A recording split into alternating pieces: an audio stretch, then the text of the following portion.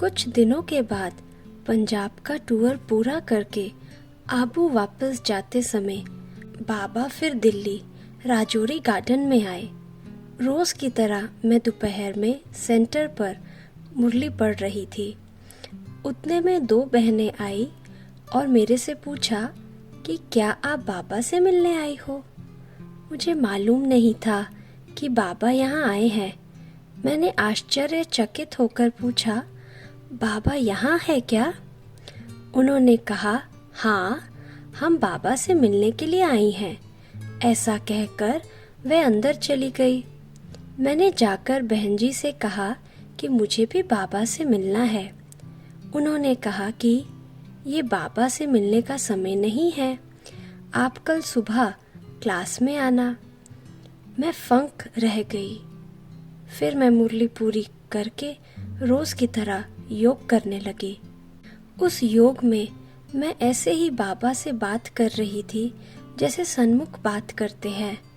मुझे निश्चय हो चुका था कि परमात्मा ब्रह्मा तन में प्रवेश हो चुके हैं और ईश्वरीय ज्ञान सुनाते हैं।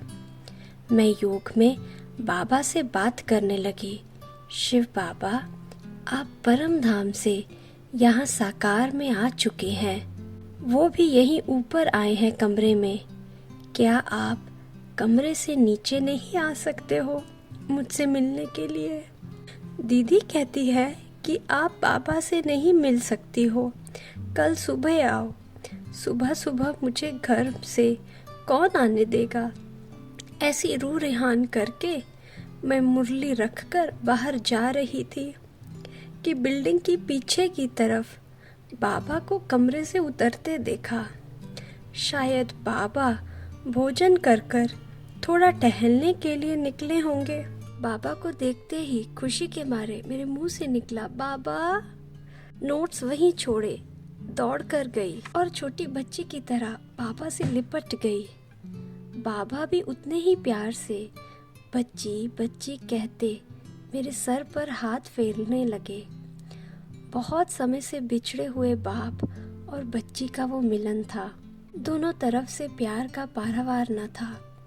थोड़े समय के बाद बाबा ने कहा, बच्ची, तुम कल सुबह आ सकती हो, कोई तुम्हें रोकेगा नहीं, तो सुबह बाबा से मिलना। मैं सोच में पड़ गई कि मैंने तो ये बात योग में कही थी। बाबा को मेरी पुकार सुनाई पड़ी। उसका उत्तर बाबा ने मुझे अभी साकार में सुना दिया। मुझे बहुत खुशी हो गई कि बाबा ने मेरा सुना और स्वीकार कर लिया। मुझे निश्चय हो गया कि भगवान ने कहा है कि तुम कल सुबह आ जाना, तुम्हें कोई रोकेगा नहीं। मैं खुशी खुशी से निश्चिंत होकर घर गई। रात को मैंने मम्मी से कहा, कल सुबह मुझे सेंटर पर जाना है। उन्होंने कहा, सुबह सुबह तुम्हारे पापा कैसे जाने देंगे? मैंने कहा, आप बताना कि जैसे उस यूनिवर्सिटी में पढ़ने जाती है वैसे ये यूनिवर्सिटी में पढ़ने गई है।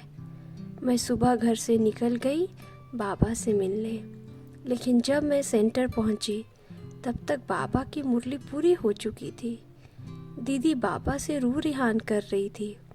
इस बीच में बाबा के साथ मेरा ऐसा संबंध जुट गया था कि अनुभव हो रहा था कि ये मेरा मरजीवा जन्म है, यही मेरा सच्चा पिता है। बाबा ने कहा, बच्ची, मैं तुम्हारे पिता को एक चिट्ठी लिख कर दूंगा कि आपकी बेटी हमारे पास आती है। तुरंत मैंने उत्तर दिया, बाबा, आप ही मेरे पिता हैं। क्या आपको पता नहीं है कि मैं यहाँ आती हूँ? बाबा मेरा चेहरा देखने लगे और बोले, ये तो बड़ी मजबूत है। फिर बाबा मधुबन लौट गए। रक्षाबंधन का समय था। मैंने बाबा को राखी भेजी। रिटर्न में बाबा ने एक रुमाल और उसमें पैसे बांधकर भेजे।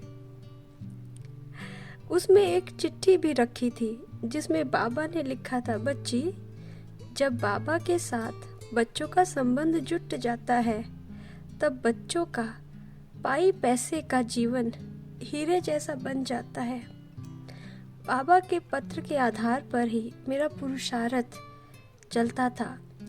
बाबा के साथ मेरा पत्र व्यवहार बहुत अच्छा था।